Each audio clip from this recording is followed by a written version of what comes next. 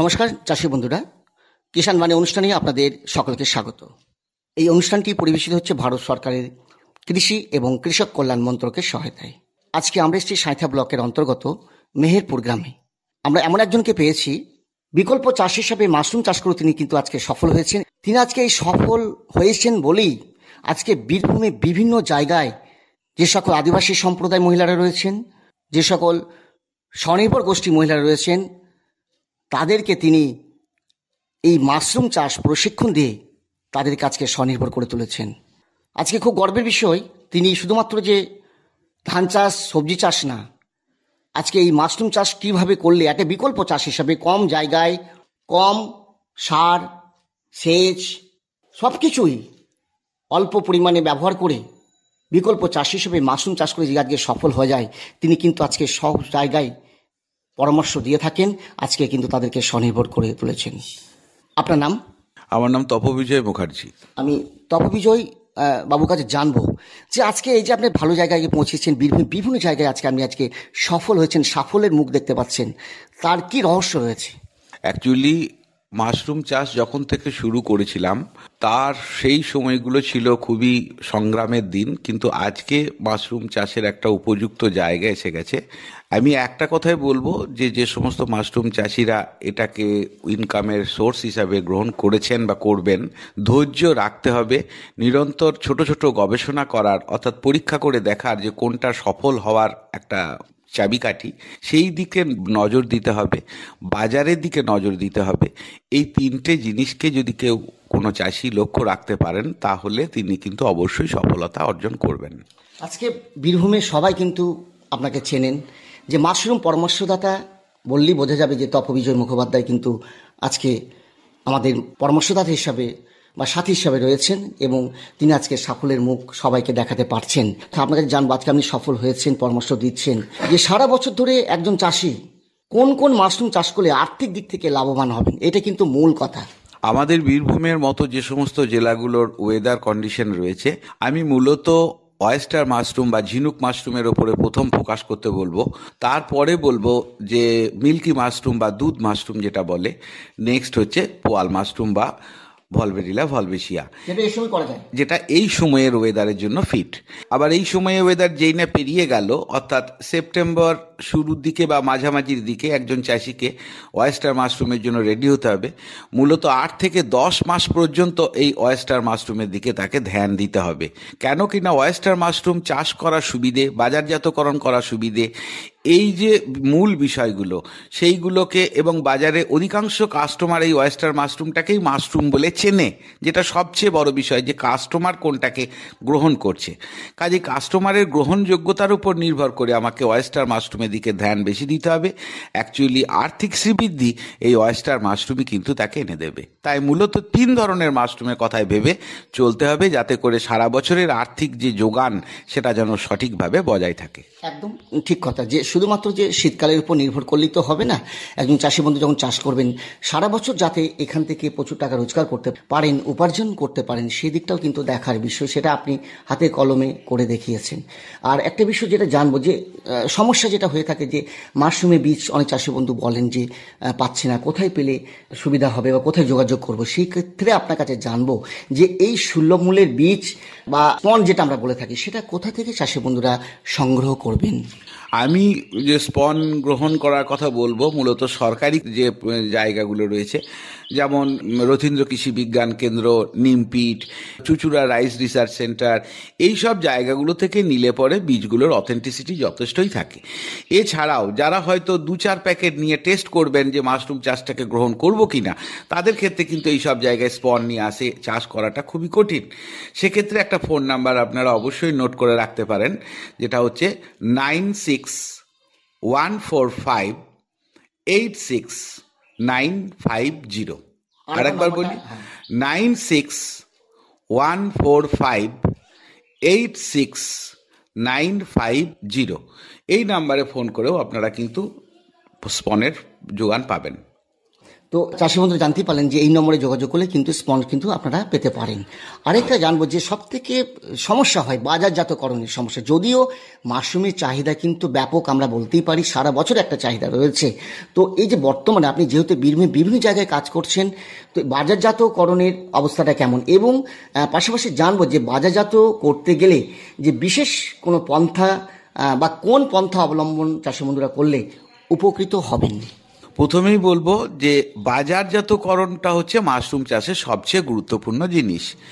আজ থেকে 10 বছর আগে মাশরুম চাষ হয়েছে, কিন্তু মাশরুম চাষ সঠিকভাবে চাষিরা লাভ পায়নি। তার একটাই কারণ ছিল, আজও সেই সমস্যা কিছুটা হলেও ওভারকাম হয়েছে, কিন্তু কিছুটা হলেও আছে, সেটা হচ্ছে বাজারজাতকরণ করা। মূল ফোকাসটা এদিকেও দরকার। 1 নম্বর কথাই বলবো যে সঠিক প্রশিক্ষণ নিন। সঠিক প্রশিক্ষণ যদি পান তাহলে পরে বাজারজাতকরণ করা কোনো সমস্যা হবে না। এই প্রশিক্ষণের জন্য আপনারা যদি যোগাযোগ করতে চান তাহলে যে নাম্বারটা দেওয়া হলো সেখানেও যোগাযোগ করতে পারেন। বেসরকারিভাবে সরকারিভাবে বিভিন্ন প্রশিক্ষণ এই নাম্বার থেকে আপনারা যোগাযোগ পেয়ে যেতে পারেন। 2 নম্বর কথা হচ্ছে যে বাজারের বর্তমান অবস্থা কেমন। আগেই বলেছি, আবারও বলছি, 10 বছর আগের বাজার যা ছিল আজকে তার বাজার 10 গুণের চেয়েও বেশি বেড়ে গেছে। কারণ বোলপুর বা বীরভূমের যে অধিকাংশ শহরে কিন্তু সবজিদের 80% দোকানে এখন মাশরুম পাওয়া যায়, অর্থাৎ কাস্টমাররা কিনছে বলে মাশরুমটা দোকানদাররা রেখেছে। এবার আসছে যে বাজারজাতকরণের স্ট্র্যাটেজি। যে কথা বললাম, প্রশিক্ষণ নিতে হবে, হাতে কলমে দেখতে হবে। এছাড়া আমি কয়েকটা পয়েন্ট বলবো।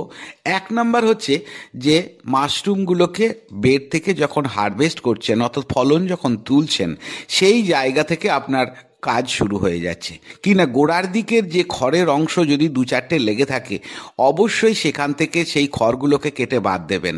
1 নাম্বার। 2 নাম্বার কথা হচ্ছে যে মাশরুমের গ্রেডেশন করতে হবে, অর্থাৎ যেগুলো ফাইন কোয়ালিটি দেখে মনে হবে যে হ্যাঁ মাশরুমটা অ্যাট্রাকটিভ, অর্থাৎ কাস্টমার সহজে ক্যাচ করবে, সেইটাকে আপনাকে এ গ্রেড বলে ধরে নিতে হবে। তারপরে এটা নির্ভর করছে গ্রেডটা যে শুধু কোয়ালিটি নয়, কোয়ান্টিটি। যেমন ধরুন একটা মাঝারি আকারের মাশরুমকে আপনারা ফার্স্ট কোয়ালিটি ধরবেন, কেন কি না অনেক বড় আকারের একটা বড় মাশরুম হয়ে গেছে মানে যে ভালো মাশরুম কাস্টমার সেটা গ্রহণ করবে তা না। একই সাইজের মাঝারি যে মাশরুমটা, অর্থাৎ বড় ঠিক নিচে, এইটাকে আপনারা গ্রেড 1 ধরলেন। তারপরের আসছে গ্রেড 2। গ্রেড 2তে আপনি বড় মাশরুমটাকেও, শুধু বড় মাশরুম যেগুলো হাইফাই বড় হয়ে গেছে বা কিছু অ্যাবনর্মাল সাইজ হয়ে গেছে, সেই ধরনের মাশরুম দিলেন, তার সাথে 2-1টা মাঝারি ভরে দিলেন, সেটা হচ্ছে গ্রেড 2। তারপরে আসছে মাঝারির নিচে যে মাশরুমটা, সেইটা হচ্ছে গ্রেড 3। অর্থাৎ আকৃতি এবং গুণগত এবং কোয়ান্টিটিগত দিক থেকে আপনাকে একই ধরনের মাশরুমগুলোকে একটা সাইড করতে হবে, সেটা হচ্ছে যে গ্রেডেশন। 2 নাম্বার হচ্ছে লেবেলিং বা প্যাকেজিং। কিভাবে আপনি লেবেল করবেন বা প্যাকেজ করবেন, এই প্যাকেজিংটা হচ্ছে আরও গুরুত্বপূর্ণ। কারণ মাশরুমটাকে আপনি হ্যাপাজার্ডভাবে যদি ভরে দেন তাহলে কিন্তু প্যাকেটটা দেখতে ভালো লাগবে না। আপনাকে ইউনিফর্ম একটা ওয়েতে, অর্থাৎ যে দিকটা পিলিয়াসটা রয়েছে, যে দিকটা দেখতে ভালো, সেই দিকটা প্যাকেটের উপরের সাইডে থাকবে, যাতে করে কাস্টমার সহজে ক্যাচ করতে পারে। এইভাবে সমস্ত মাশরুমটা ভরলেন। এবার আসছে লেবেলিং। লেবেলিংটাও কিন্তু একটা গুরুত্বপূর্ণ এবং আস্থাজনক হয়ে ওঠে কাস্টমারের কাছে। কেন না, লেবেলিংয়ের মধ্যে আপনার একটা ট্রেডমার্ক থাকবে, যেমন মা কালী মাশরুম, নিচে থাকছে প্রপাইটারকে, আপনার ফোন নাম্বারটা অবশ্যই দেবেন।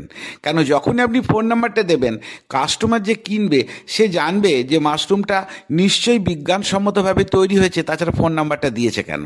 ফোন নাম্বারে ফোন করে যাচাই করে নেবেন যে আদৌ সেটা কোনো প্রশিক্ষিত ফার্ম থেকে হয়েছে কিনা।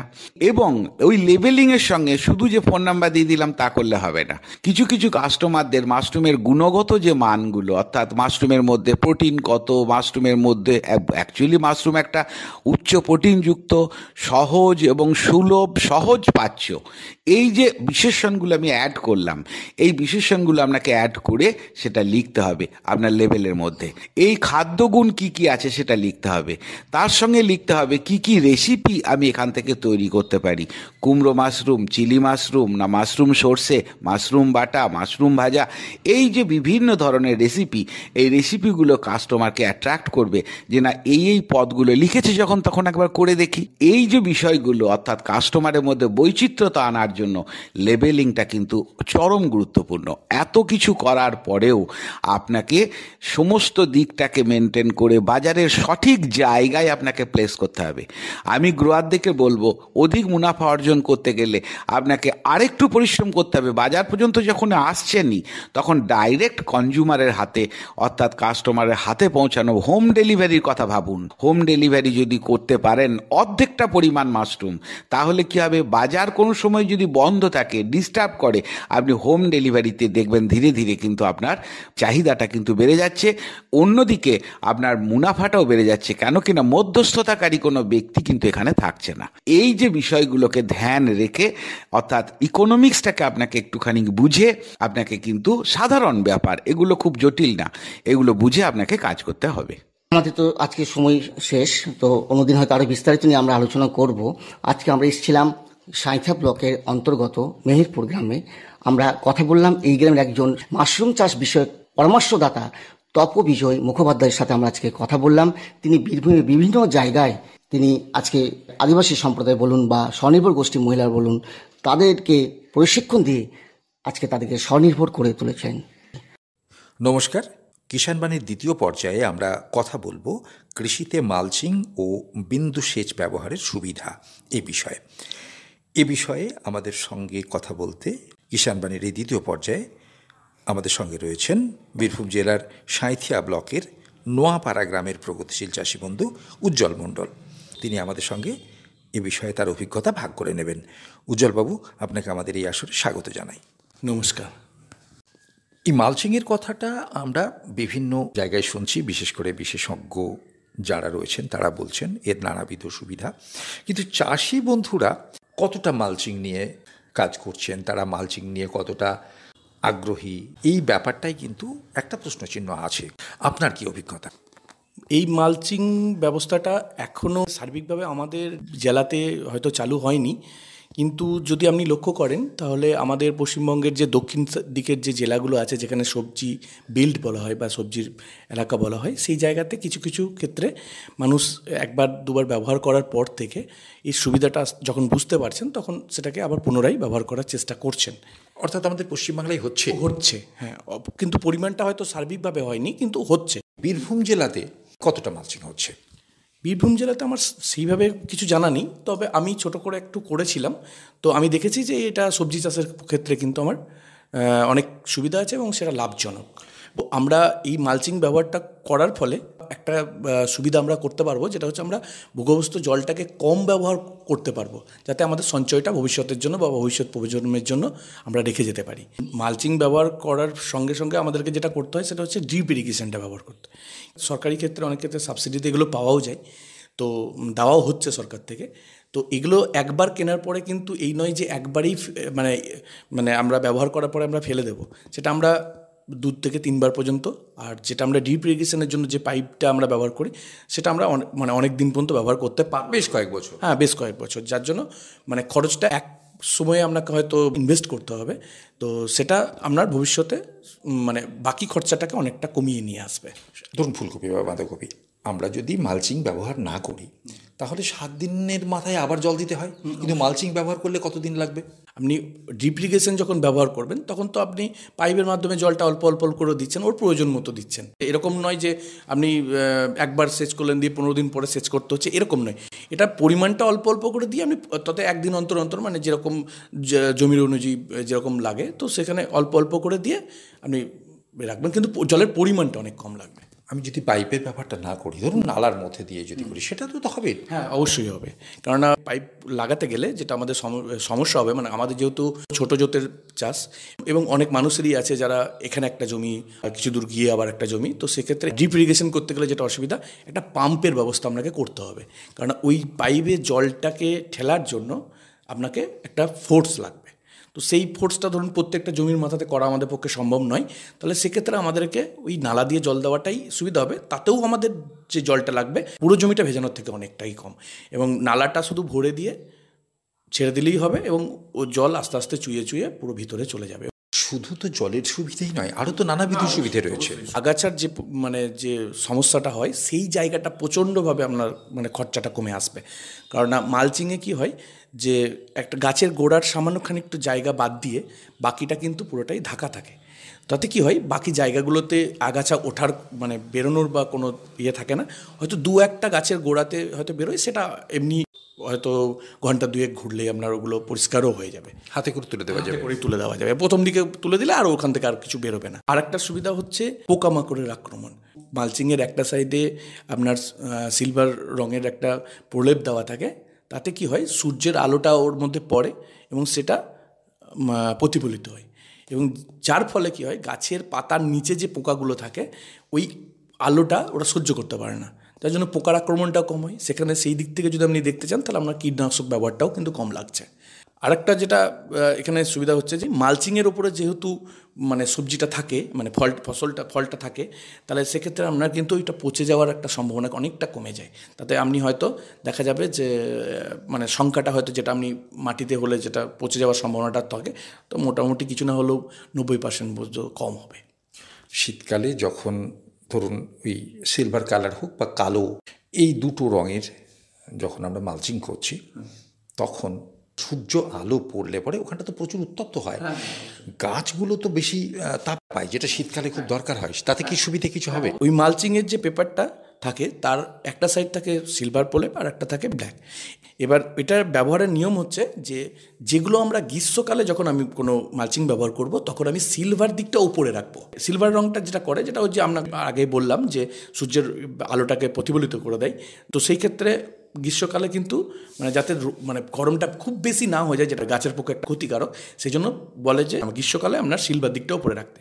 আর শীতকালে যেহেতু দিন ছোট হয়ে যায়, রোদের পরিমাণও অনেকটা কম থাকে, আর গাছের পক্ষে একটা মিনিমাম উষ্ণতা দরকার হয়, তাহলে সেক্ষেত্রে আমরা তখন করব কি কালো দিকটা উপরে রাখবো, যাতে সূর্যের আলোটাকে কিছুটা হলেও শোষণ করতে পারে এবং জায়গাটা একটু উষ্ণ হয়ে থাকে, যাতে গাছের বৃদ্ধির জন্য যে উষ্ণতাটা দরকার, পর্যাপ্ত উষ্ণতাটা সেটা পাবে, তার ফলে গাছের বৃদ্ধিটাও অনেকটা বেশি হবে।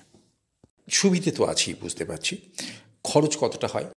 এটা একটা 1200 ফিটের একটা রোল হয়, তো 1200 ফিটের রোলে আপনার মোটামুটি দাম পড়ে 2600 থেকে 2700 টাকা মতো, 25 মাইক্রনের যেটা হয়। এটা তিনটে থিকনেসে বা ঘনত্বের ওপরে এটা হয়। একটা হচ্ছে 20 মাইক্রন, একটা 25 মাইক্রন, একটা 30 মাইক্রন। এবার একটা মালচিং আপনি মনে করলে 3 সবজি পর্যন্ত ফলাতে পারবেন, ঠিক আছে? এই নয় যে আপনি একবার ব্যবহার করলেন আপনি ফেলে দিলেন, সেটা নয়। তাই খরচাটাকে তখন কিন্তু আপনাকে 3টে ভাগেই ভাগ করে নিতে হবে। চওড়া কতটা? চওড়া 4 ফুট মতো থাকে, লম্বায় 1200 ফিট আর চওড়াতে 4 ফিট, 4800, 4800 স্কোয়ার ফিট। হ্যাঁ, 720 স্কোয়ার ফিটে 1 কাঠা। তাহলে আমরা যদি দুটো ভাগ করে দিই তাহলে মোটামুটি 6.6, অর্থাৎ 6.6 পুরো যদি আপনি পুরোটা ঢেকে দেন তাহলে আপনার 6.6 কাঠা পর্যন্ত আপনি ঢেকতে পারবেন।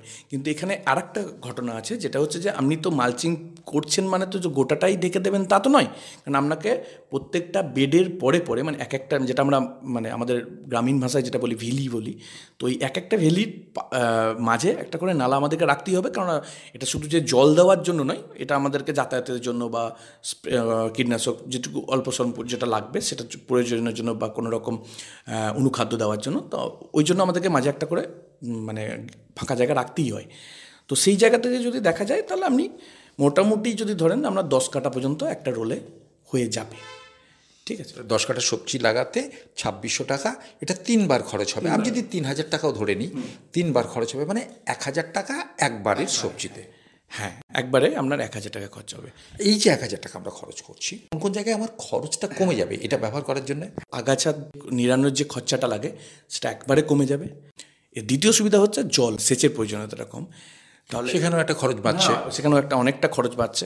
খরচ বাঁচার সাথে সাথে সময়েরও একটা ব্যাপার আছে, সেটাও আপনার বেঁচে যাচ্ছে। আর যেটা হচ্ছে সেটা হচ্ছে পোকামাকড়ের আক্রমণের জন্য কীটনাশকের যে খরচাটা, মূলত এই 3টেই সুবিধা আমি পাচ্ছি। আর তাছাড়া যেটা হচ্ছে এক্ষেত্রে যেহেতু আগাছার সংখ্যাটা কম হচ্ছে, তো সেক্ষেত্রে কিন্তু আমার যে সম্পূর্ণ যে মাটির যে পুষ্টিটা সেটা কিন্তু পুরোটাই গাছ পাচ্ছে, ওটা ভাগ হয়ে যাচ্ছে না, যার ফলে কিন্তু ফলনটাও অনেকটা আপনার বেশি হচ্ছে। অর্থাৎ যে 1,000 টাকা আমি 10 কাঠাতে খরচ করব বা বিঘেতে 2,000 টাকা খরচ হবে, তার চেয়ে বেশি বোধহয় লাভ হয়ে যাবে। লাভ করবো, হ্যাঁ অবশ্যই অবশ্যই বেশি লাভ করবো। কীটনাশক যেহেতু ব্যবহার কম হচ্ছে, তাহলে যে সবজিটাই আপনি ফলাবেন তাতে আপনার পুষ্টিগুণটা ভালো থাকবে। বেশিরভাগ কীটনাশক বা যে সারের দোকানগুলো আছে অনেকেই এটা এখন নিয়ে আসছেন, যেসব বিশেষ করে যেসব এলাকাতে সবজি চাষ হয় সেসব এলাকাতে কিন্তু ওনারা নিয়ে আসছেন। চারা যখন লাগাচ্ছি তখন তার জমি প্রস্তুতি এবং চারাটা ব্যবহার করার সময় এই মালচিং যে পাতবো কী করে, কারণ এটা প্লাস্টিক, একটা এত বড় লম্বা পাততে হবে, দরকার হলে হয়তো আমার মাঝখানে কেটেও নিতে পারি। কেটে নিলে একটু অসুবিধাই হবে। প্রথমে যেটা করি আমরা সেটা হচ্ছে যে প্রথমে আমরা চারাটা বীজ, মানে হয়তো দোকান থেকে বীজ কিনে আমরা একটা ছোটো জায়গার মধ্যে চারাটা প্রথমে তৈরি করে নিই। এবার চারাটা মোটামুটি বসানোর মতো হয়ে গেলে প্রথমে মাটি প্রস্তুত করে নেওয়ার পরে আমরা একটা ওই 4 ফুটের থেকে একটু কম আমরা বেড তৈরি করি। কেননা 4 ফুট যেহেতু মালচিংটা চওড়া, তাহলে আমাকে কিন্তু দু সাইডে একটু চাপা দিতে হয় মাটি, কারণ মাটিটা চাপা না দিলে কিন্তু উড়ে চলে যাবে। তো সেই জন্য আমরা 4 ফুটের থেকে একটু কম করে বেড করবো এবং মাঝে একটা করে নালা রাখবো। এবার এক একটা বেডের এই প্রান্ত থেকে আমি মালচিংটা শুরু করলাম, যেখান থেকে 2 জন শ্রমিক থাকবেন যারা পাশে পাশে মাটি দিতে দিতে যাবেন, আর একজন থাকবেন যিনি রোলটা খুলতে খুলতে যাবেন। এটা গেল প্রথমে মালচিং পাতা।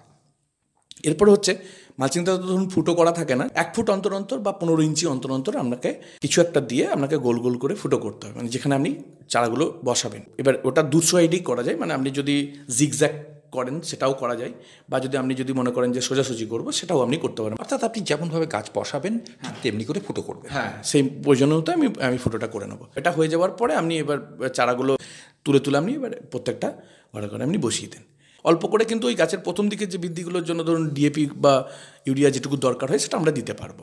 তবে এক্ষেত্রে মালচিং ব্যবহারে আপনার মাটিটা যেহেতু ঢাকা থাকে, তো মাটিতে আপনি ডাইরেক্ট মানে সরাসরি তো আপনি সার প্রয়োগ করতে পারছেন না, ওইগুলোকে বেশিরভাগটাই চেষ্টা করতে হবে স্প্রের মাধ্যমে দেওয়ার, মানে জলে মিশিয়ে স্প্রে করে দেওয়ার।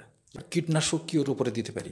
যদি দেখেন যে পোকা লেগেছে তখন আপনি ব্যবহার করবেন, তাছাড়া খুব যে বেশি লাগে তা লাগে না। সব মিলিয়ে একটা বড় সুবিধে। অবশ্যই অবশ্যই, কেননা দিনের পর দিন জমিতে রাসায়নিক সার বা বলুন বা কীটনাশকের যে ব্যবহারগুলো বাড়ছে, বা আমাদের দিনের পর দিন যে ভূগর্ভস্থ জলের, কারণ এখন আমরা বেশিরভাগ ক্ষেত্রেই দেখি যে সবজি চাষের এলাকাগুলো ভূগর্ভস্থ জলের উপরেই নির্ভরশীল, এবং যেটা আমাদের ভবিষ্যতের জন্য খুবই খারাপের একটা সংকেত দিতে চলেছে। তো যদি আমরা এই রকমভাবে সচেতন হয়ে প্রত্যেকে যদি আমরা এই জল সংরক্ষণ বলুন বা কীটনাশকের ব্যবহার বলুন বা রাসায়নিক সারের ব্যবহার বলুন যদি আমরা কমাতে পারি, তাহলে তো ভবিষ্যতের জন্য তো আমাদের পক্ষে ভালো দিকই তো উন্মোচন হবেই। একটা কথা, আপনি মালচিং সিটটা যখন 3 বার ব্যবহার করার পর ফেলে দিচ্ছেন তখন কিন্তু জমির থেকে অনেক দূরে ফেলবেন। উজ্জ্বলবাবু, অনেক অনেক ধন্যবাদ। আমি যতদূর জানি আপনি কোথায় গ্র্যাজুয়েশন করার পরে চাষবাস করছেন? হ্যাঁ, আমি গ্র্যাজুয়েশন করার পরে অল্প স্বল্প দেখতাম, যেতাম হয়তো, কিন্তু এগুলোর প্রতি আর আমার আরও একটা যেটা শখ আছে, যেটা আমার বাড়িতে বাগান করার একটা খুব শখ আছে, আমি সেখানেও এগুলো ব্যবহার করে দেখেছি। তাতে অনেকটা সুবিধা পাই, কেননা ঘাস ফাসগুলো করতে হয় না, তুলতে হয় না বা করতে হয় না। হ্যাঁ, যেটা বলছিলাম যে আমরা তো সেই রকম ভারতবর্ষের স্বপ্নই দেখি যে ভারতবর্ষে স্নাতক বা স্নাতকোত্তর চাষি বন্ধুরা চাষ করছেন। সেটা শুরু হয়েছে আপনার মতো কিছু চাষি বন্ধু দিয়ে, এবং সেটা একটা অত্যন্ত উজ্জ্বল দিক। এবং এই যে আধুনিক বিজ্ঞানের ব্যবহারগুলো, আমার ধারণা এই ধরনের চাষি বন্ধুরাই বেশি করে করবেন। এবং প্রধানমন্ত্রী নরেন্দ্র মোদীজি যে বিকশিত ভারতের কথা বলছেন, ভারতবর্ষকে সেই বিকশিত স্তরে যদি আমরা নিয়ে যেতে চাই, তাহলে আপনার মতো চাষি বন্ধুদেরই আমাদের প্রয়োজন। আপনার আদর্শ মেনে, আপনার পরামর্শ মেনে বাকি চাষি বন্ধুরাও এভাবে চাষ করবেন, এই আশা রেখে আপনাকে অনেক অনেক ধন্যবাদ এবং নমস্কার জানিয়ে আজকের কিষাণ বাণী এখানেই শেষ করছি। অনুষ্ঠানটি প্রচারিত হলো ভারত সরকারের কৃষি ও কৃষক কল্যাণ মন্ত্রকের সহায়তায়।